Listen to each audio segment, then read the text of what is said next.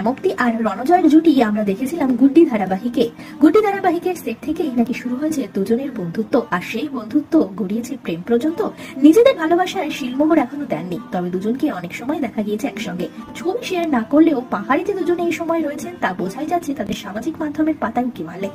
Flight ধরা থেকে শুরু করে পাহাড়ের রাস্তা, বিভিন্ন মুহূর্ত শেয়ার করছেন অনুরাগীদের সঙ্গে রণজয়। অপরদিকে শ্যামপ্তিও শেয়ার করে নিচ্ছেন বিভিন্ন মুহূর্ত, যা দেখে বোঝাই যাচ্ছে একই জায়গায় রয়েছেন শ্যামপ্তি আর রণজয়। তবে একসঙ্গে এখন ছবি শেয়ার করেননি রণজয় কিংবা শ্যামপ্তি। কাঞ্চনজঙ্ঘা মাঝে মধ্যেই উঁকি মারছে দুজনের শেয়ার করা নানান সুন্দর সুন্দর মুহূর্তে। কোন গোপনে মন ভেসেছে ধারাবাহিক শেষ হতেই অভিনেতা জানিয়েছিলেন যে নতুন কাজ করার আগে তিনি একটু ঘুরতে যাবেন, সেই মতো তিনি বেরিয়ে গেছেন দার্জিলিংয়ে। তবে এই যাত্রায় যে তিনি একা নন তা বোঝাই যাচ্ছে।